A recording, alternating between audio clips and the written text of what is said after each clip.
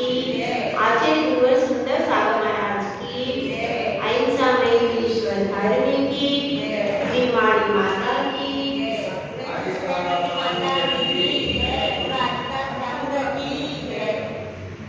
धर्म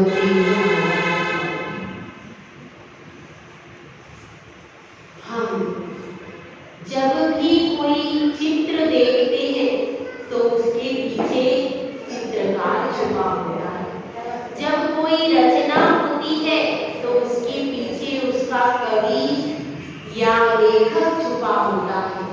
वह लेखक उस कृति में दिखाई नहीं देता, लेकिन फिर भी उसके पीछे कोई है।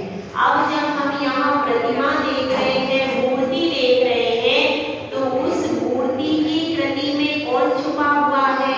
उसका मूर्तिकार। इसी प्रकार से हम बहुत सारी पाठ पढ़ते हैं, स्तुति पढ़ते हैं, आरती गाते हैं और भजन भी गाते हैं। उन सब भजनों में, आरती में, पाठ में उनके लेखक का नाम होता है। लेकिन हम बहुत समझदार हैं तो हम लेखकों के नाम हटा करके वहां पर सेवक लिख देते। सेवक कौन है? ऐसा हम करते हैं कि नहीं? इससे क्या नुकसान होता है उसको बता देते हैं। वह कृति आपका वह ग्रंथ है, इसकी पहचान होती है लेखक के माध्यम से। अगर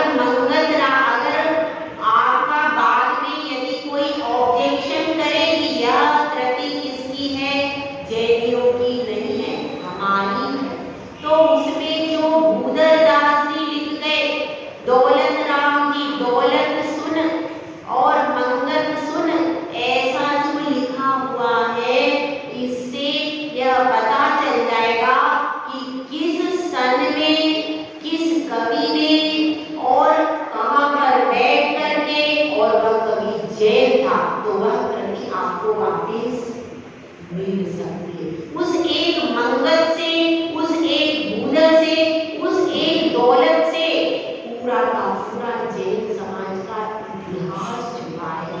जिस तरह से आप भक्तांबर से मानतुंग कवि को कभी नहीं हटाते, आज तक किसी ने हटाया क्या? नहीं। जब हम मानतुंग कवि को भक्तांबर से नहीं हटा सकते, तो हम अपनी आरतियों से उन लेखकों के नाम क्यों हटाते हैं? उस लेखक ने रात दिन मेहनत करके वह भी अपने धन नहीं कमाया, उसने रात दिन मेहनत करके मोती जैसे शब्द उस आरती में, उस स्तुति में, उस भक्ति में पिरोए। आपने उसका नाम ही मिटा करके सेवक कर दिया। वो सेवक कौन है?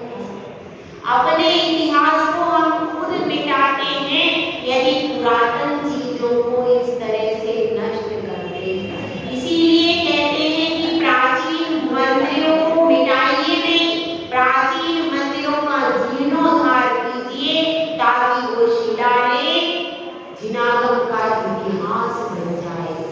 अगर प्राचीन सब मंदिरों को मिटा करके नए नए मंदिर बना देंगे तो जैनी अभी उत्पन्न हुए, और हम सारी कृतियों में से नाम हटा करके सेवक कर लेंगे, तो याद रखना यदि वह कृति किसी और ने ले ली तो आप प्रूव भी नहीं कर सकते कि इसको हमारे किसी जैन पंडित ने लिखा है। कैसे प्रूव कर? आपके पास में एक छोटा सा मंगत दौलत नाम ही तो है जो उसका पूरा इतिहास बता सकता है। इसीलिए उन लेखकों का नाम उन कृतियों में रहने दीजिए। जिस तरह से आपने भक्तांबर में मानतुंग स्वामी का नाम जीवंत रखा है, उसी तरह से वह कृति भी एक कवि ने मेहनत से, अपने पूरे क्षयोक्षम से, और वे तो गृहस्थ थे, उन्होंने इतने घंटे दुकान पर नहीं बैठे, दुकान पर नहीं बैठ करके उस कृति को मेहनत से लिखा है। आपके जैसे किसी गृहस्थ ने, आप लिख सकते हो क्या एक भजन जब आप नहीं लिख सकते तो वो नाम क्यों हटाया?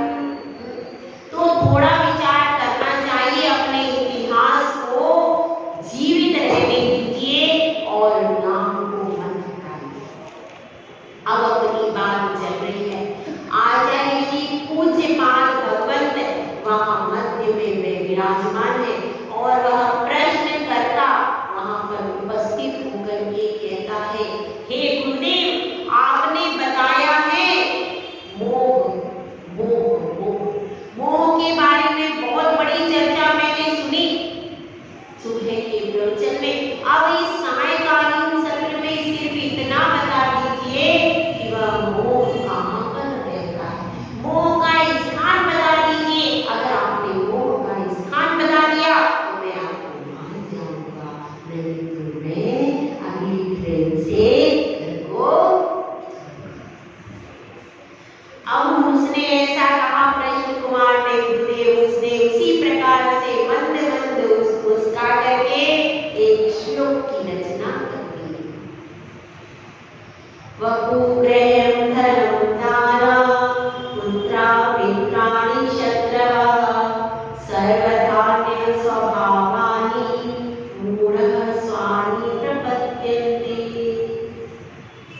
गुरुदेव कह रहे हैं कि हे प्रश्न कुमार सुनो, वह मोह कहाँ कहाँ रहता है इसका मैं चित्रण करता हूँ, लेकिन देखो वह मोह बड़ा चंचल है। जिस तरह से तुम्हारा प्रश्न कभी इधर कभी उधर न जाने कहाँ कहाँ से आता है और कहाँ को जाता है, कुछ अता पता नहीं लगता। इस सभा में हजारों लोग बैठे हैं, लेकिन कोई भी ये जान नहीं पाता कि तुम कल क्या प्रश्न करोगे। इसी तरह से वह मोह बड़ा चंचल है। और देखो मोह का स्थान है, पहला स्थान वपु, वपु का अर्थ क्या होता है? शरीर। पहला स्थान है मोह का शरीर, जिसके श्रृंगारों में मेरा यह महंगा जीवन धुल जाता, अत्यंत अशुचि जड़ काया से इस चेतन का कैसा नाम। दिन रात उसी के श्रृंगारों में लगे लगते हैं। इसी को सजाने में संवारने में तुम्हारा जीवन महंगा है और उसको केवल धोने में धोबी बन करके उसको पूरा स्वाहा कर रहे हैं। तुम पुजारी बन सकते थे, तुम धोबी बन गए। उसी का श्रृंगार, उसी का रख रखाव, उसी के लिए कहीं होटल में जा रहे हैं, केवल इंद्रियों के विषयों की पूर्ति के लिए क्या कर रहे हैं हम? उसके श्रृंगार में लगे। महंगा जीवन तुम्हारा, तुम्हारी यह पंचेंद्रिय गति, मनुष्य पर्याय, उसमें जिनकुल जैसा कोहिनूर बड़ा दुर्लभ है। लोग तरसते हैं जब आप डिब्बी लेके मंदिर में आते हो, बहुत सारी महिलाएं तरस तरस के देखती है, काश हम भी कभी मंदिर जाते, लेकिन इनके यहाँ तो अलाउ ही नहीं है। केवल अपने यहाँ अलाउ नहीं है, कोई पैसा भी व्यक्ति मंदिर में आ सकता है क्या? तो वह तरसते, लेकिन आपको लगता है कि समय फोकट में चला गया, 10 मिनट बर्बाद हो गए, ऐसा लगता है क्या? नहीं।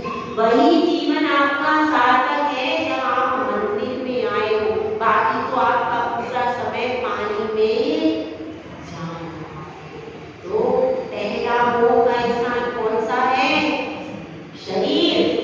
दूसरा मोह का स्थान बता रहे वपु ग्रह, आपका जो ये घर है, यह मोह का दूसरा स्थान है। ग्रह कारागृह वनिता बेड़ी परिजन जन रखवारे। ये जो कारागृह है वो घर, भले ही आप उसको लाखों का बना लो, करोड़ों का बना लो, कितना ही हीरे पन्ने उसमें लगा लो, लेकिन वो तो कारागृह है। और जब आप उसके अंदर डेड हो जाते हो तो आपको उस कारागृह से बाहर एक दिया जाता है। जब तक आप जीवित रहते तब तक कारागृह का गेट बंद रहता है, ताला लगा रहता है उसमें। जैसे ही आपकी डेड बॉडी हो गई, ताला एकदम पूरी चौपट पार हो जाती है उस समय, और उठा करके आपको बाहर कर देते हैं। तो वपु गृहम धनम, और तीसरा होगा स्थान कौन सा भैया? धन, सबसे बड़ा रुपया। तो वह धन भी बहुत बड़ा स्थान है।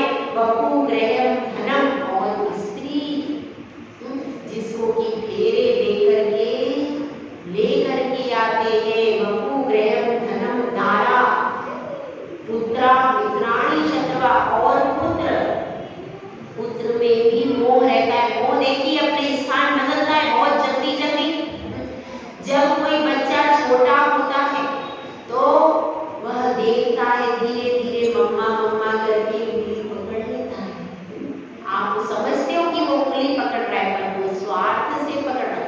फिर धीरे धीरे उसको लगता है कि मम्मा तो सिर्फ ऐसे ही है, पापा पैसे देते हैं तो पापा के पीछे पीछे दौड़ने लगता है, और वो का स्थान कहाँ हो गया? पापा पे। उसके बाद फिर वह जब पैसे वैसे सब फीस भर देते हैं स्कूल की, तब उसके फ्रेंड सर्कल, फिर वो फ्रेंड उसके मोह के स्थान बन जाते हैं।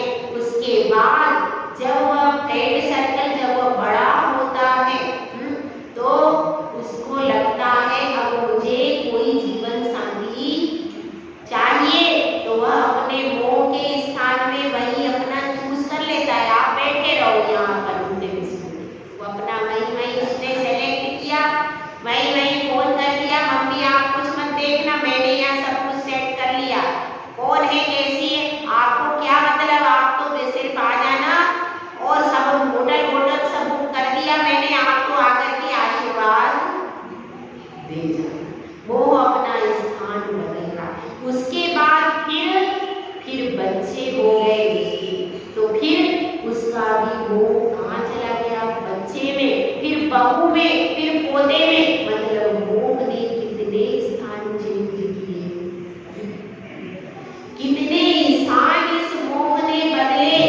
वपु गृहम धनम दारा, पुत्र, और फिर मित्र और शत्रु में भी मोह रहता है। द्वेष रूप, कहीं राग रूप, कहीं द्वेष रूप। द्वेष रूप कैसे रहता है कि शत्रु जब आता है तो हमारी एकदम से प्रगुनियां लग जाती है, एकदम से हमारा मन कैसा हो जाता है, इसको कैसे मैं हरा दूं, ये कैसे दूर हो जाए। तो शत्रु के प्रति भी द्वेष बुद्धि रहती है। यही तो वो है कि वो अपना स्थान चेंज करके शत्रु के ऊपर आ जाता है, और इस प्रकार से वो अपना स्थान बदलना है कि नहीं? वो अपने स्थान को बदलता रहता है, और फिर भी आप उसको पकड़ने की कोशिश करते हो कि मेरा वो इससे स्थिति में तो दूसरा कोई आ जाता है, आपका वो तुरंत चेंज हो जाता है। होता है कि इसके आपकी लाइफ में हुआ कि नहीं? हुआ कि नहीं? हाँ, कभी पोते से कभी दादी से होता ही रहता है स्थान चेंज, और हम समझते हैं कि ये हमारा अपना है। इसीलिए नीचे की लाइन करें, सर्वधान्य स्वभावानी, ये सब अन्य स्वभाव वाले हैं। मेरा स्वभाव नहीं है। मूढ़ा स्वानी प्रपद्यते, लेकिन एक मूर्ख व्यक्ति है वह इनको स्व मानता है। क्या मानता है? अपना मान लेता है इनको। तो मानने से कोई चीज तुम्हारी नहीं होगी क्या? इस संसार में जितने ही पदार्थ हैं, लेकिन तुम उनको जीवन भर 100 साल तक भी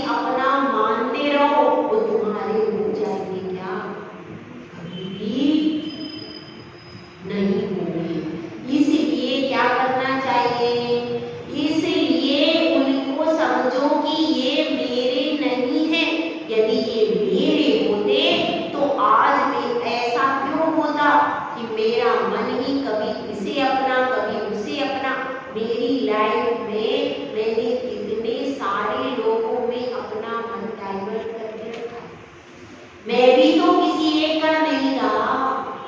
तो इस चीज को समझने के लिए यह समझना कि मोह अपने स्थान को बदलता रहता है, प्रतिपल बदलता रहता है, इसीलिए जो प्रतिपल बदलता है वह मेरा कभी सगा नहीं हो सकता। इसलिए इस चीज को समझ करके यह जो मूर्खता है, यह जो मोह है, इसको छोड़ देना चाहिए।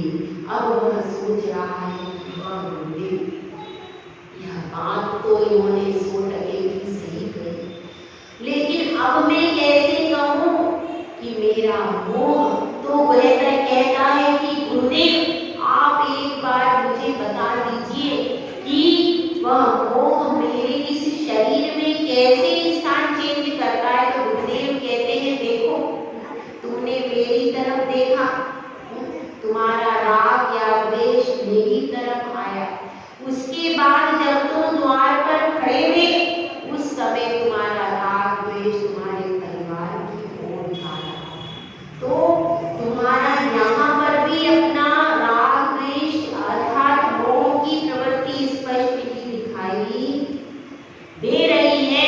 इसलिए मोह कहाँ रहता है यह मैंने तुम्हें बता दिया। तो अब वह प्रश्न कुमार फिर से परेशान हो जाता है।